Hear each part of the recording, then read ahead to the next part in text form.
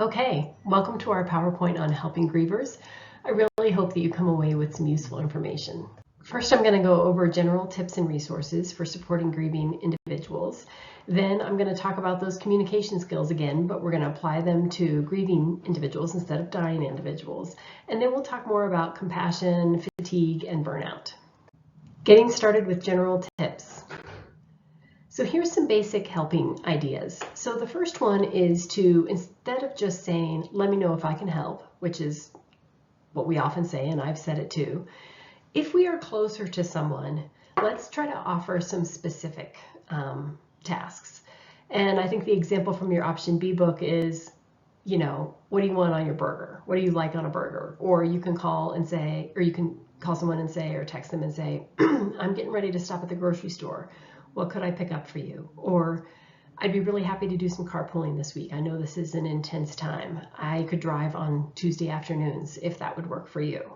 Or I'm getting ready to mow my lawn and I thought if it's okay with you, I'd just mow yours too. So, because people aren't going to say to you, like, can you mow my lawn? Can you take my kid? Can you pick things up at the store? Will you clean my bathroom, right? But if we can say, this is what I'd like to provide, would that be okay for you? Then people are maybe more inclined to accept it. We also want to provide opportunities for people to talk about their loved one who has died, to talk about memories, to make meaning. I think this is tricky. Sometimes I've done this well. Sometimes I think my timing has been off. It's just been a little bit of an awkward or hectic moment. So we are trying to kind of find that right moment where we're saying, I've been thinking about you and wondering how you're doing. I know how amazing your mom was, or I know that your dad, had a kind of difficult time and sometimes he was hard for you, and, just whatever, kind of bringing it up, checking in to see how someone's doing. I also think if you can use the deceased name naturally, people like that. They like to know that their loved one is remembered, so if you're not saying your mom, maybe it makes sense to say, I saw this dog the other day and it just reminded me of your Susie, right? Even though it can make people feel sad in the moment, it can also make them feel glad that someone else is thinking of their loved animal or loved person. Condolence cards. You can see that I get the class to weigh in on this, on what they prefer. Sometimes people think that other things are better than cards, like a text or an email or a call. The one thing that people like about cards is that, which I think is a really nice point, is that you're not expected to respond. With a text or an email or a phone call, right, a response is required. And sometimes when you're grieving, you don't always have the energy for that. But with a card, someone is just kind of letting you know, and there's no expectation of a response from you. So in terms of what to say in condolence cards, grief counselors would encourage you to use words like died or dead rather than passed away or lost, but I think you can use your judgment based on what you think is best for the family, what language they're using, what you're comfortable with. And then finding some way to express your sadness. Now, we often say, I'm sorry, so you might try to rephrase that in a different way. I'm sad to hear. Normalize or educate. This in some ways depends upon your role and how you phrase it. If you're more of a professional, you might be able to be, in a professional role, you could be more teachy. If it's more personal, you might tone that down a little bit. Something that I often say, however, is based on the manifestations of grief. Grief affects us physically, emotionally, mentally, spiritually, and socially. And so whatever you're feeling, I hope that you know that you're normal. If you have a memory that of the person who died, that's what people say they love the most. Or if you never met the person or the animal who died, but you remember the person that you're communicating with talking about them, you could say, I remember how you used to talk about how your boy's, sorry, that's not a good example. I remember you talking about how your dad always loved to watch baseball, and you must be thinking of him now that baseball is in full swing. You can offer support. So I just want you to know I can handle talking about tough stuff, and I'm here if you want a listening ear. And then maybe closing with some kind of encouraging, some gentleness, like, I often said something like, I hope you'll be gentle on yourself and the others around you during this really hard time. In terms of what not to say, We'll avoid some of those platitudes, and we'll get into some examples of those coming. And we avoid saying, like, I know just how you feel. I think you could rephrase that to say, I can imagine that this has been a really difficult time. Okay, so pause and reflect maybe on what not to say. What have you said that later you wished you hadn't said? What have people said to you or you've overheard said that just kind of rubbed you the wrong way? We're going to get more into that. And then also I think it's normal to acknowledge our fears. It's hard to get it right. It's hard even for me to get it right, even though I have a lot of experience. And I'm often nervous about the timing of it or exactly what I'm saying. I think we're worried about making people upset, but our silence can also be upsetting too. And so sometimes we just have to take the risk and know that it might not be perfect, but it might be better than not saying anything. So when I poll my classes about how do you feel about sorry for your loss, the classes are pretty mixed. Some people feel like, well, it's better than not saying anything, and it's kind of indicates your sympathy, your caring. Other people feel like it's too trite. I do struggle, with the triteness of sorry for your loss, especially like on a social media post when there's 50 comments and 30 of them are sorry for your loss. So I would challenge you to come up with something else that you can say that is still meaningful. In terms of other things not to say, you can see that most things on this list are about like bright siding, right? Trying to focus on the bright side, look for the silver lining. And obviously that instinct is normal. When someone's in pain, we don't want them to be in pain. We want to make it better, but grief isn't something that we can make better. And paradoxically, by saying some of these things, we end up kind of shutting them down, minimizing them, maybe making them feel a little crazy. So we want to try to avoid these things, even if we've said them in the past. So I read teen fantasy fiction, and this was a book written by a woman whose mother died when she was young, and she was writing about a character whose mother had just died. And I thought this passage was really poignant and captured, perhaps some of the what not to says. So here it is. The sorry for your lost crowd unleashes the predictable stream of words everyone says when they realize they're talking to the girl whose mom died. It's like comforting grieving people bingo, except when all the squares get covered, everyone loses. How are you holding up? Is there anything I can do for you? I can't imagine. Sorry for your loss. No one wants to hear the real answers. What the sorry for your loss crowd wants is to feel good about asking the questions. This game is awful. So this maybe makes us even more nervous to talk to grieving people, but it makes us think about kind of how do we find some things that are authentic and don't just sound like these throwaway phrases. So you might pause and think, what are the things that I can say instead of the what not to says? And I think we all come up with some things that feel authentic to us, that we can adapt. I often say things like, I can only imagine how painful and devastating this has been, or you must be dealing with so much physically, emotionally, mentally. I often say the world must not seem like the same place without so-and-so in it. So those are some of kind of my go-to phrases, and I'd be curious to hear what yours are. Okay, so here's some of the same skills that we talked about with dying individuals, but we're translating them to grievers. And if you didn't get these the first time around, I really want you to tune into them, memorize them, the kind of categories, and then when you find yourself in a tough situation, be thinking of things that you might say. So again, paraphrase is just summarizing, kind of saying back what we hear them saying, putting it in our own words, letting them know we get it.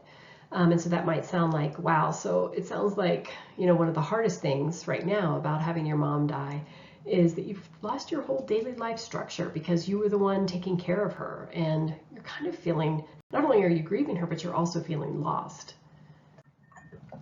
Okay, so remember, acknowledging is like paraphrase, but we're looking for what they really seem to want us to hear. Sometimes we have strong feelings and we really want somebody to know something. Like, this is the most devastated you've ever been. You just can't imagine recovering from this. It's so hard. She was your number one and you are just devastated. This is an enormous loss for you. It just feels like a part of you has died. Or, it could be something like, you're just struggling with so much that you feel like you should be feeling more than you are, and it's bothering you that you feel kind of numbed out. Could be that too. So it could be about the significance of the person, but it could also be something about their experience that they're struggling with. So here's where you can use what you learned in the grief processes PowerPoint around manifestations of grief, or the key terms like ambiguous loss, disenfranchised grief, complicated grief, delayed grief, to really normalize someone's experience. So you might say something like, it's normal to feel like you're losing your mind when you're grieving. I mean, grief can feel so unpredictable. It's almost like you're in the waves. You think you're fine, just kind of floating along, and then a wave just crashes over you and you realize that you're not. Or maybe it's, sometimes people say it's like landmines. You're just walking along and then boom, you're just startled and overwhelmed by grief. Okay, maybe think of the things that you've heard or said around giving permission, but this is like letting people know you're available if they want to talk, letting them know they don't have to hold it all together. You could imagine that it's really tough. Also empowering them to make decisions that are right for them. Here's a lot of the types of questions that I would ask when I was talking with someone who is grieving in a more in-depth conversation. So tell me more about your grandmother, and how would you describe your relationship with her? Or what seems to be the hardest thing about all of this? That also gives people permission and lets them know that you can talk about the hardest thing. What are you the most worried about? How can I best support you? Who is it that you can talk to about this? Who's safe?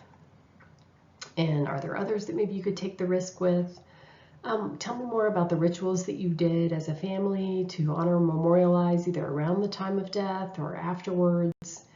And what are the things that seem to be helping you move through your grief? And where do you feel like you're struggling?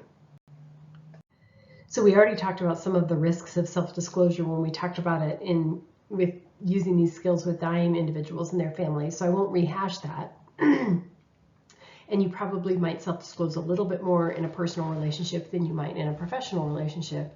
But again, you're just using self-disclosure really as normalizing to let them know they're not alone, but not trying to turn the attention to yourself. So I often would say something like, I'm a grief counselor and I hate grieving. It sucks.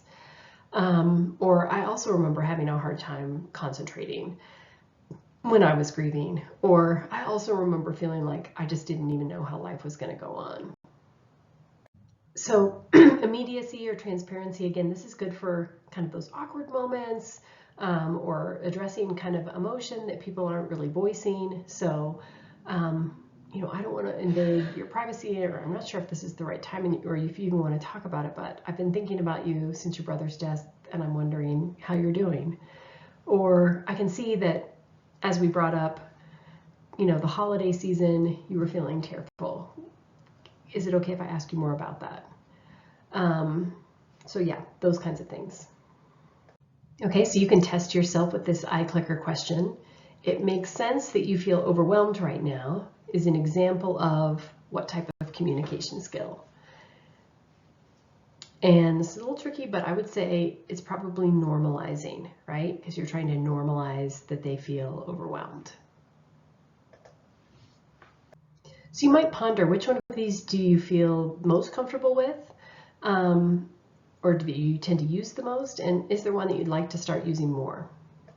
So let's talk a little bit more about grief counseling.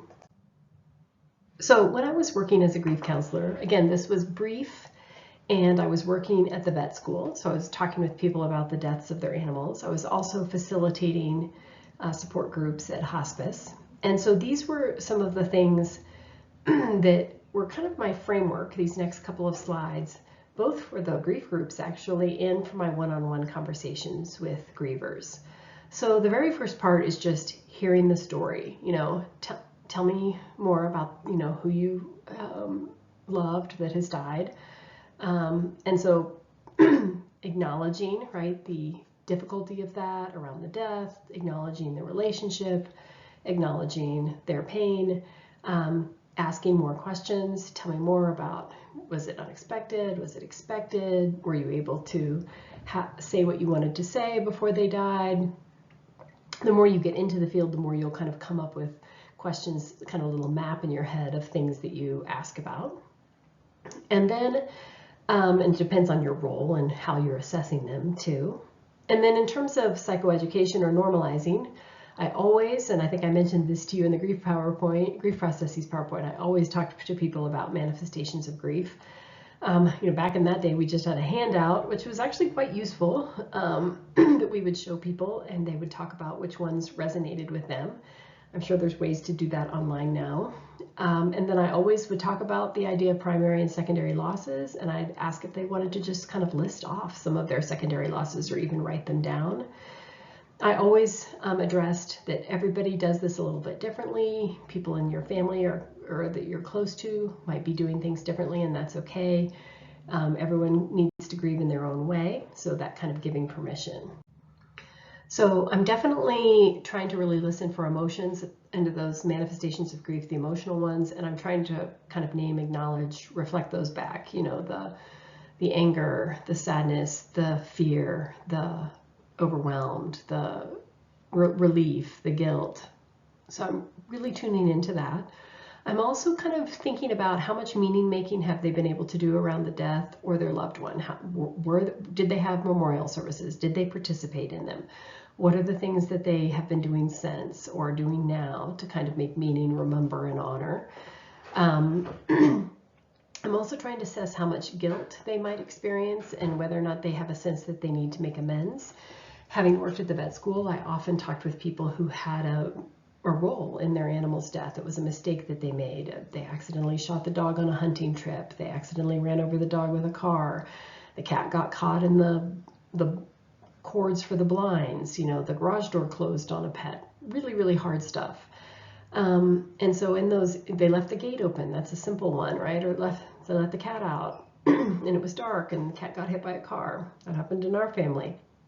And so you really can't take it away. Just normalizing that guilt is so tough. But you can say things like, I know that if you would do anything to turn back the hands of time and do that differently. And I so wish you could. It's so hard when these moments happen and they're just irreversible. We can also just point out that we all make mistakes all the time around leaving doors and gates and open and cars and whatever.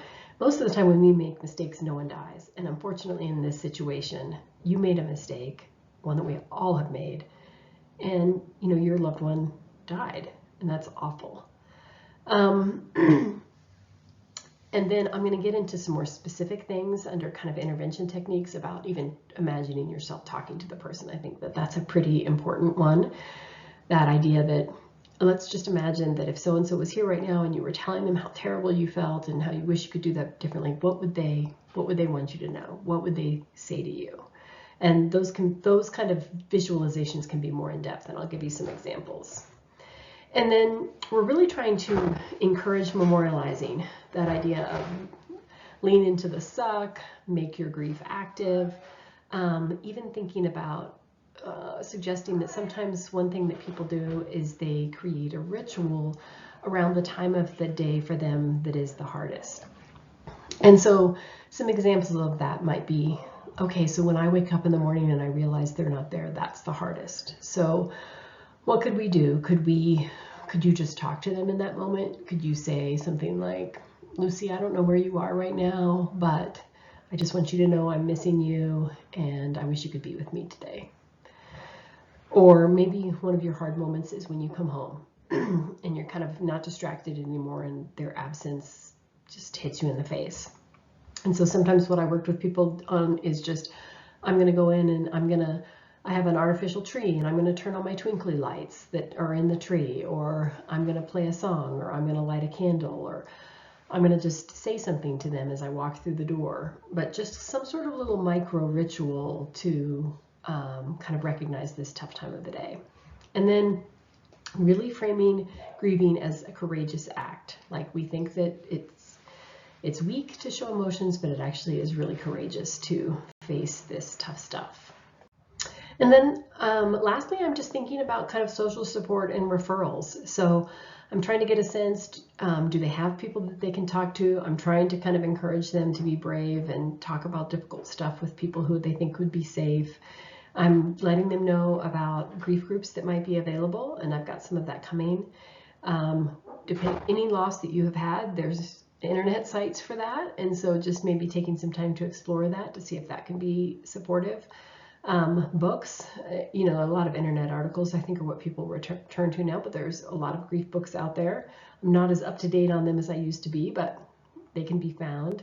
And then thinking about referrals, not only to grief groups, but also therapists or grief counselors, and I'll say more about that.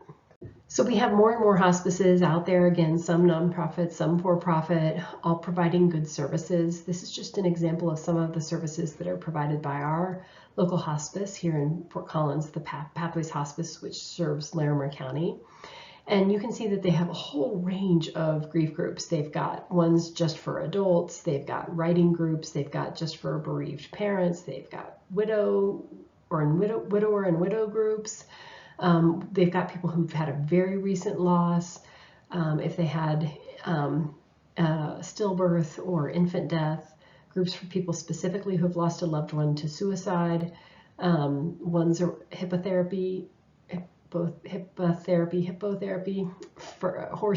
equine therapy, basically horses and kids, and art therapy. And then one of the ones that we used to run when I was there was called the Family Grief Connection, which was really cool, where families all came on one night, and the kids met in one room, and the adolescents met in another room, and the parents met in another room, and everyone had their own group.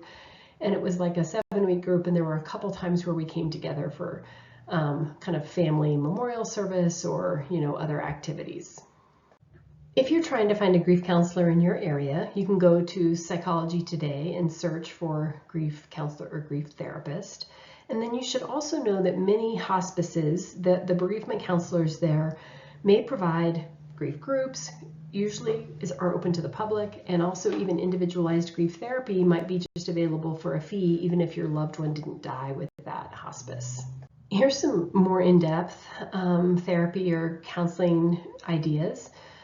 A lot of these are about kind of continuing to kind of work through things that need to be said or processed with the person who has died. So writing letters to them, and maybe you read those aloud in therapy. Guided imagery, there's visualizations where a therapist could walk you through kind of imagining yourself, going down a path, and then you find your loved one in a clearing and you sit and talk with them. What do you say? What do they say? You can also just imagine that they're sitting in a chair in the therapy room and you talk to them. This is handy for loved ones who have died. It's also handy for loved ones you've had conflict with, just as an aside, who are still alive. Anything that you can do to consolidate and review memories, whether that's, writing their kind of life history or making photo albums or, whatever it is. Rituals and micro rituals that we come up with, just little things, or maybe bigger activities around the holidays or anniversary dates, things like that, or journaling. Okay, so test yourself here. Which of the following is not a way to support healthy grieving? And the answer would be telling the person to be thankful for the time they had, right? Because that's focusing on the bright side. All right, so let's get into compassion fatigue, burnout, and self-care. So the first thing is just paying attention to the possible signs. Now, I think this isn't all or nothing. It's not like we're either not burned out or we're all burned out. I feel like, we can, sometimes as we move through our jobs, we can start to feel a little bit of burnout, and then we need to kind of do a little bit of self-care. And then, of course, if we go a long time without doing self-care, obviously we could get really extremely burned out. So I know many of you already work in human services, and so you might notice some of these things in yourself or others around you in varying degrees. So seeming to not care, have apathy, just being more frustrated or irritable, both with the people that you're working with or just in general in your life. Starting to have maybe PTSD-like symptoms for yourself, where you're just not able to focus on your life outside of the work. You've got more kind of intrusive thoughts about some of the difficult experiences that you've listened to or been through with clients or people that you're helping. Starting to withdraw, avoid, obviously all those somatic symptoms, headaches, stomach aches, more substance use as a way to cope, right? doing more risk-taking behavior, just feeling a little bit more kind of reckless, like you're driving too fast, not being that careful. Maybe if I'm riding my bike, I'm kind of darting across the street when really I should have just waited. You're just a little kind of on edge. And then, of course, depression. All right, so some ideas around preventing burnout. And again, I think everybody has to figure out what works for them, and it's an ongoing process. If you're a helping professional, you're going to be coming up with strategies your entire life, and they might change over time. So one is just reframing that you're not the person who has all the answers, you can't rescue, you can't fix. You're meeting them at this one tiny point in time in their lives. You don't have control over everything. You're more like a consultant, you're more of a teacher. You could offer some things. You might just move them, help them shift a tiny bit. So kind of letting go of like, I'm going to make this all better, kind of letting go of the control over that outcome. This was one of my biggest challenges as a therapist, and probably one of the reasons why I'm not working as a couples therapist right now is because I just always felt so responsible. I felt like if I knew more, if I was better, that I would be able to save their relationship. And I put a lot of pressure on myself. And so if I were, for example, to go back into being a couples therapist, I'd have to do some work on, not taking so much responsibility. So again, this is their lives. These are their crises. You're just here to be of support and help, but you're not going to take them on. And I did learn this phrase from a fellow therapist, this idea of detached concern. Like I care, but there is a buffer, right? There is that fence. If we go back to that kind of empathy idea, there is that fence between us. That is their life and this is my life. And then I think maybe just thinking about what are your rituals? Sometimes people will come up with visualizations they do when they leave the workplace, right? But they just imagine that there's like a shower that's kind of rinsing all that off of them, or maybe they play music and roll down the windows on the way home. I knew someone who just made a little box of the people that they were helping, that they were worrying about, and each night they would kind of almost use it like a little prayer where they would just kind of pull up their name on a card and kind of think about them and then go on to the next one. So your own rituals might be helpful. And then again, that idea, you're not going to probably make huge changes, and people might not even know how much you've helped them until months and years later. And so you're just kind of aiming for little small kind of steps or successes. So these couple of slides are drawn from a book by Weiss on kind of self-care for therapists. And the first slide is basically burnout because you're caring too much, and burnout because you really start caring too little. So signs that you're caring too much, right? That you are overly responsible, overly involved. It's intruding into your off time. You're doing a lot of ruminating. Maybe it's waking you up at night repeatedly. And so what do you need to do, right? How can you keep the big picture about your role in this person's life? How can you set more boundaries? Maybe you're not available all the time for long periods of time. Maybe you can be trying to use humor, even if that's making a joke, like, well, obviously I'm the only one who can help them, so I have to be amazing, right? Just to kind of catch yourself a little bit. And then asking for other people's support and help, talking about what's going on, getting other people to, talk about how, or validate for you how challenging this is and how maybe you need to kind of take some of the pressure off yourself. Okay, so what are the signs that I may be caring too little? I'm just feeling helpless, hopeless, I'm bored. I've heard this so much, right? I can hardly listen to it anymore, maybe. Impatient, frustrated. I start maybe just talking about the people that I'm helping in a less respectful way because I'm maybe irritated and burned out, starting to have that dread, just really not wanting to do it, which it's normal to feel some of that sometimes, but if that's kind of all the time.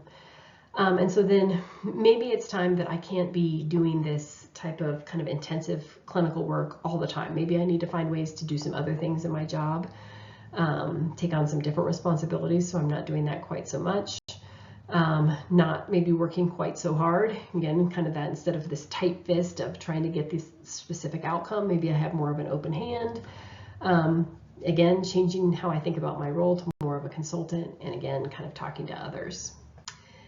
This book was featured on a Brene Brown podcast, and I thought there were some useful ideas here about completing the stress cycle, and you could be thinking about what works for you. So it's that idea that when we're helping someone and it's difficult, maybe we've gotten them through that moment and the session's over, the conversation's over, but the stress in our body is not yet released. And when we, get home or kind of are done, what can we be doing to complete the stress cycle, whether that's some form of physical activity, running, dancing, some sort of creative expression, music, art, finding ways to laugh, letting ourselves cry, getting that physical affection, maybe that 20-second hug. My daughter likes this one. Sometimes she'll say it to me, 20-second hug, just to kind of let that tension go.